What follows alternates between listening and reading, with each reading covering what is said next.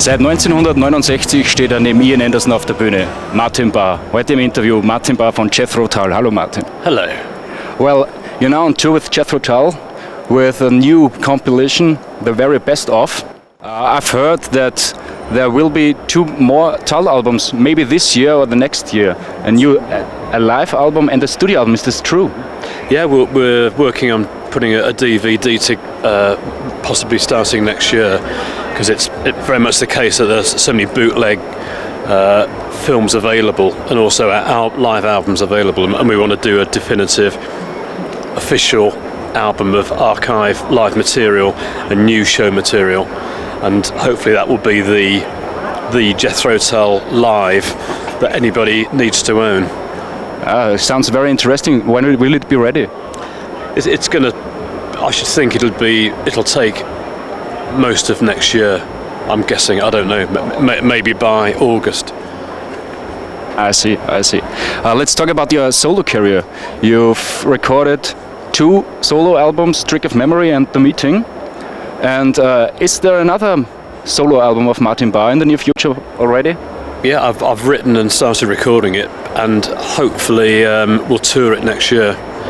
But the problem always being is that I've needed to find large gaps in the Jethro Tull schedule to write, to record, and then to tour. And we did a tour in Germany 2 years ago, I think it was. Yes, I attended. It was a great show, but not many people. No, not many people. So I'd like to do it again with many people. Oh yes, I see. You are on the road till 1969 with Jethro Tull. Are there some gigs where you can remember and say, well, this was excellent, or this was awful, I didn't find a note? It happens every night, and you could play New York and have a dreadful show, and you could play a tiny little village in the middle of Germany and play great. There's no knowing, and you don't. I don't like to think that I play any better because it's an important town or because there's more people or whatever. I just think that every show I try to play good, and sometimes it works. Sometimes most shows are average, so I hope the average is good. Occasionally I'll have a night where I could have played better, but it won't be a stinker. But it'd be just nobody would notice except me, I hope. And then other nights I'll really be into the playing, and something a little extra will happen, and maybe again nobody would notice a difference with that. So it's the difference is very narrow. Every gig a challenge. Well, it is, because it's. I don't have to work hard to get any excitement. It's even when you're tired and you haven't slept a lot or you've had a long day travel, it doesn't matter what you've been through. You might have had 2 days off. The show starts when you go on stage, and you change. You forget what you've done during the day, and you just start from zero when you go on, and you give it everything. Yeah, I see. Do you've got some favorite albums or songs or groups? I like The Meeting by Martin Barre. I think it's really fabulous. Oh yes, it is. I like Matchbox 20. I like Nick Kershaw. I like Jackson Browne. I like the great songwriters. But I like classical music. Mostly I listen to classical music because I like very small amounts of modern music. A few things I really like, and most of it I've heard it before. I just think, well, it's okay, but I heard that 20 years ago or 30 years ago. The Eagles, they recorded a song called Hotel California in the 70s.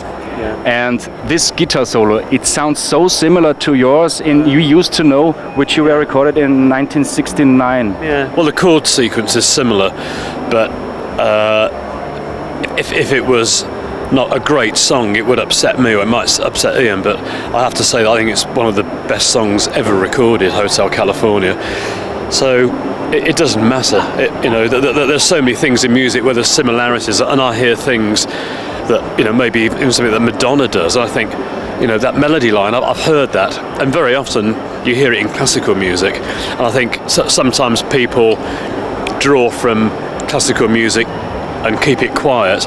Other times they draw from it and they're not aware of it. They've heard a melody on a radio 10 years ago, and when it comes back to them, that they don't know where they heard it. They think it's their own, but it's not that important, because it has to happen in music, but there are so many similarities between chords, especially in rock music. It's so simple that there has to be similarities.